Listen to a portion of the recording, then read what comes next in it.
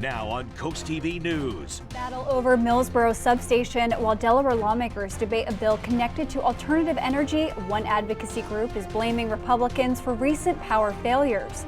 Delaware budget nearly done to focus on the state's new spending plan that awaits Governor Matt Meyer's signature. This is CoastTV News Midday. Good morning and thank you for joining us. I'm Elisa Weber and welcome to CoastTV News Midday. Our top story this morning, as today is the final day of the General Assembly for 2025, we are looking at some bills in Delaware awaiting their fate, including Senate Bill 159. This is the one that would override the County Council's decision to ban an electric substation in Millsboro. The location of that proposed substation is right here. It's the now retired Indian River power plant that you see from our Coast Copter. On June 10th, the bill passed the Senate along party lines, and now it is in the House of Representatives. The controversy over the bill spilled over into the $977 million capital improvement bill, better known as the bond bill. It requires 3/4 of the Senate to approve it, and Republicans had the votes to block it. Here's what the Delaware Sierra Club posted about the bond bill defeat and its connection to the Millsboro substation bill. Quote, "While the Senate GOP is holding the bond bill hostage to shut down offshore wind, Sussex is having active brownouts in areas that wouldn't be facing that problem if U.S. wind were online and connected to Delaware." This led to a response by Representative Shoup. There are no brownouts, and the recent power outages in Lewis had nothing to do with the lack of offshore wind or the Senate Republicans.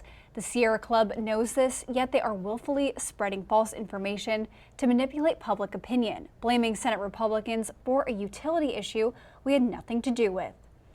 When it comes to fiscal year 2026 budget, there's hardly any drama. It just needs the signature of Governor Matt Meyer for implementation. Last week, the General Assembly passed a $6.5 billion plan. It includes a 2% raise for teachers. Over $89 million will go towards state employee benefits and post-employment investments. It is expected that Governor Matt Meyer will sign it after the new fiscal year begins tomorrow. And we are now taking a live look at Rehoboth Beach this morning, and our first alert meteorologist, Bob Trey, is going to be joining us. Bob, I had a feeling our camera would be packed with people on the beach today. It's a much different scene out there now than it was this morning when you and I were getting into work. Absolutely, Elisa. Earlier on, it was showers and thunderstorms. That was during the overnight hours. Now we have gone back to the hot and humid weather to end the month of June. 91 in Salisbury right now, 88 in Georgetown, 89 in Seaford. So it's getting warm and it's very muggy. 79 in Ocean City, 79 in Rehoboth. And these dew point temperatures are really bad. It's so humid out there. When we see dew points at 80 degrees, that's telling us that the air is incredibly humid, and that makes it more dangerous too. Already triple-digit feels like temperatures. Seaford back through Bridgeville feels like 102 in Redden, 98 in Millsboro. So take care of this afternoon. Take it slow in the heat. Stay hydrated. Visible satellite picture not showing too much. The storms we had earlier moving out. We do have a stationary boundary to the north. We're on the warm and muggy side of this front, and then later today we could see a few showers of storms, especially into the evening hours, but lower 90s as we go through the afternoon. 80s and 90s at the beaches, maybe as warm as 94 in Salisbury, 93 in Millsboro. Then this evening, that chance for a few showers and storms. That model's not too excited about it, but we definitely could see that. And near 100 degrees feels like temperatures as we go into the afternoon hours. Day part forecast showing some storms this evening. I think there's a better chance of seeing severe weather later Tuesday, then much nicer weather for the 4th of July. More on that coming up a little bit later in the newscast. Thank you, Bob. We are nearing a deadline at the end of this week for House Speaker Melissa Minor Brown to use a directive to the Delaware Department of Elections and order a special election for District 20. It was last week that Democratic Representative Stell Parker Selby resigned after she was unable to attend one day of the General Assembly this year. Democratic candidates will take part in a public forum on Thursday, July 3rd at the Lewis Public Library. Last week, Republican Nikki Miller confirmed to CoastTV that she hopes to run in that special election. Miller narrowly lost to Parker Selby for the seat back in 2024. And this is the area of District 20 going back to 2022. It encompasses Lewis on the east side of the district over to Milton and Harbison on the west side. Those areas are home to over 23,000 registered voters. A Crisfield man is now facing charges as Maryland State Police are accusing him of a deadly shooting that happened in Somerset County back in April. According to troopers, 28-year-old Tyron Lee Ivy was arrested Friday morning in Seaford by Delaware State Police. He's charged with first-degree murder, second-degree attempted murder, assault, reckless endangerment, and several firearm charges. Police say the victim, 20-year-old Evan Neal of Crisfield, was found shot in a home on Cove Street on April 25th and was pronounced dead at the scene. A person in Virginia has struck gold, actually about $348 million after winning the lottery. The ticket is the largest prize ever won in any Virginia lottery game. The winner has 6 months to claim that prize. The jackpot now resets to $50 million for the next drawing on Tuesday. Happening now, the showdown in Congress over the so-called Big Beautiful Bill continues this morning. Hours of debate are underway, which is followed by the option for senators to offer unlimited amendments and then a final vote. Republicans are trying to steer the 940-page domestic policy legislation through the Senate. NBC's Alice Barr shows us they are nearing a self-imposed July 4th deadline. Today, one big debate on President Trump's massive domestic policy package known as the One Big Beautiful Bill. This morning, senators starting a vote-a-rama when they can offer unlimited amendments to change the bill before a vote on final passage. Democrats making their objections clear late into the night. This legislation is the most significant attack on the health care needs of the American people in our country's history. The bill includes cuts to programs like Medicaid that the nonpartisan Congressional Budget Office estimates would cost more than 11 million Americans their health care. Republicans argue changes like new work requirements will make the program stronger in the long run. We want them to be safety nets, not hammocks that people stay in, but getting people on their feet. Republican Senator Tom Tillis opposes the Medicaid cuts and on Saturday voted against a key procedural vote, though the bill still advanced 51-49. On Sunday, after scathing criticism from President Trump, Tillis announced he won't seek re-election. Asked if there's room in the GOP to disagree with the president. If you have the courage to, and if you don't, there isn't. Democrats also objecting to extended tax cuts, part of why the bill's expected to add more than $3 trillion to the deficit over 10 years. Using fake math and budgetary hocus pocus to make it seem like a gargantuan tax break for billionaires is going to cost virtually nothing. That's insane. Republicans largely lockstep. It's going to make us all more prosperous. Looking to press ahead with the Trump agenda. In Washington, Alice Barr, NBC News. Coming up after the break, the McBride bathhouse, 49 years old, no major upgrades and still in use. What Denmark says is wrong. New this morning, the latest effort for upgrades at Cape Henlopen State Park. This one deals with the McBride bathhouse. It's a building that is nearly 50 years old.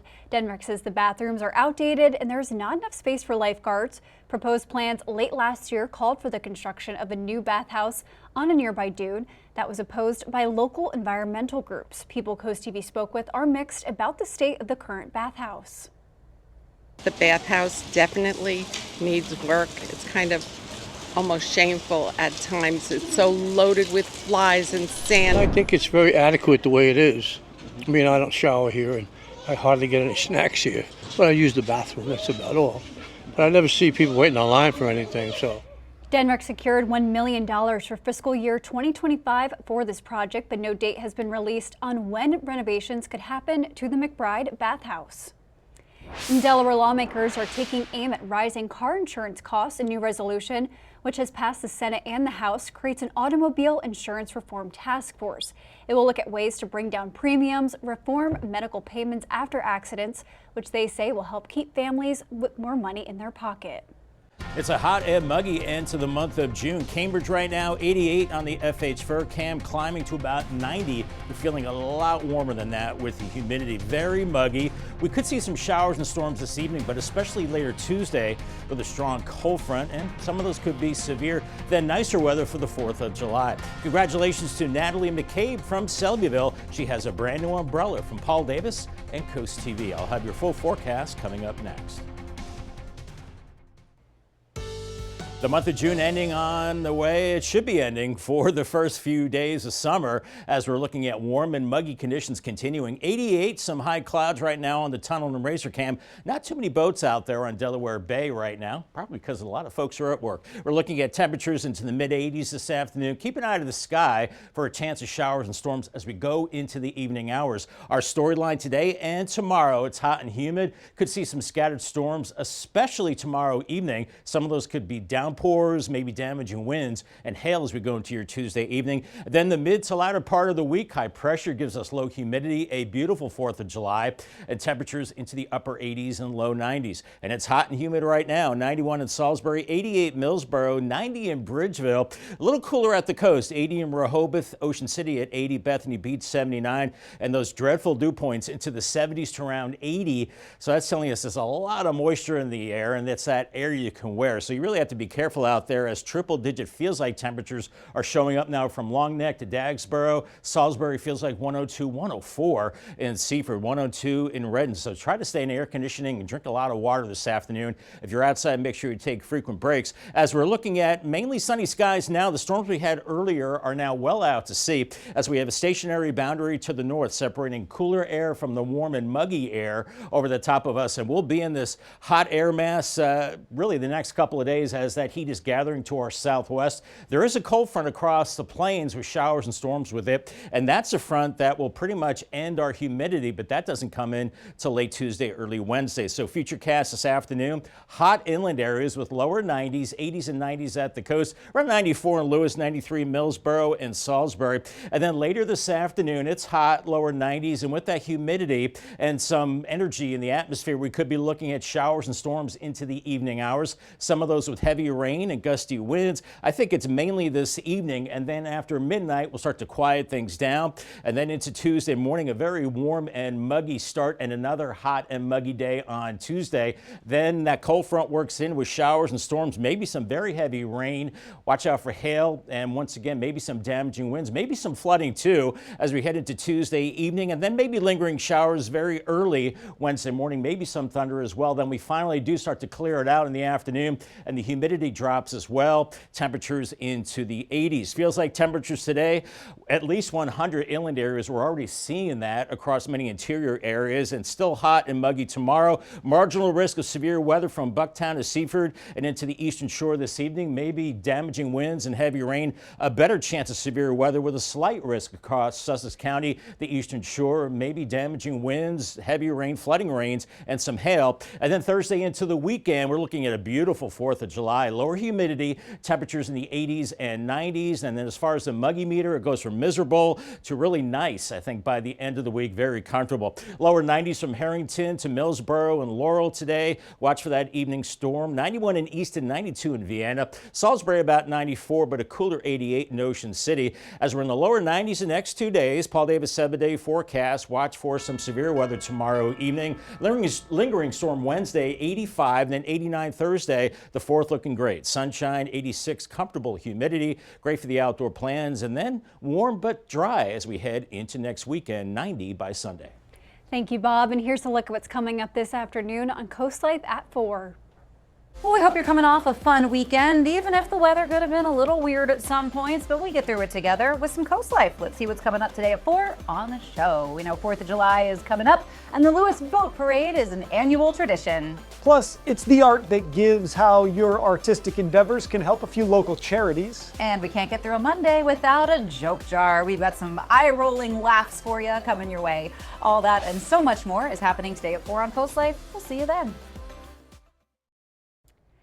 Here are some tips to go green this 4th of July from Maryland's Environment Team. The Maryland Department of the Environment suggests grilling greener by using a lump charcoal or choosing gas, propane, or electric grills. Opt for reusable plates, utensils, and drinkware. Set up a recycling station, and they say shopping local at farmers markets can help lower your carbon footprint. Coming up, Fenwick Weekend Bonfire, how the town says locals can win more than just a good time this weekend. Don't go anywhere. Island. Fire, fun, and stars all in the sand this weekend. The Benwick Island Beach Patrol is hosting its annual town bonfire. Organizers say the event features a DJ, silent auction, a 50-50 raffle, games, and t-shirt sales. After sunset, the dark sky will table spot stars and planets using a free app. This will take place on Saturday, July 5th from 7 to 10 p.m. at the Bayard Street Beach. And coming up tonight on the Delmarva Sports Network at 6:15, it's Maryland Supreme Basketball League with boys basketball. Then at 10:30, it's the final score. And on the DSN Plus app, you will get that boys basketball game along with these exclusives. At 6, it's high school girls basketball and high school boys lacrosse. And at 6:15, we have another boys basketball game. And it's a hot and muggy end to the month of June. 87 in Laurel right now, some puffy clouds, and headed into the lower 90s. We could be looking at some showers and storms later this afternoon and evening, and I think we have a better chance of seeing severe weather, especially later Tuesday evening, and then drier and cooler into the 4th of July. I think you'll like the extended forecast. Call the Coast TV First Alert weather phone. Your forecast just a call away. Sponsored by the law offices of Brockstead, Mandalis, Federico. I'll have your drier and cooler 10-day forecast coming up next.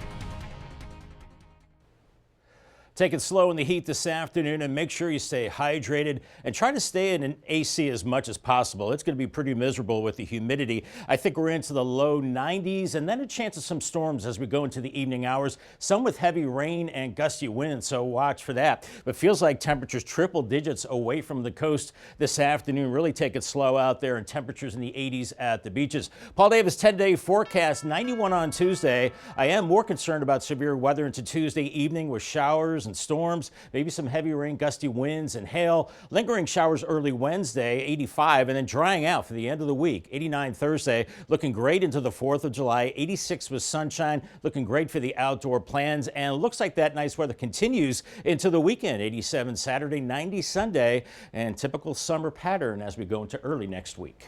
Thank you, Bob, and thank you for joining us here for Coast TV News Midday. For more news and local weather, download our Coast TV News app. And don't forget to join us for Coast TV News at 5 later this afternoon. Have a great day.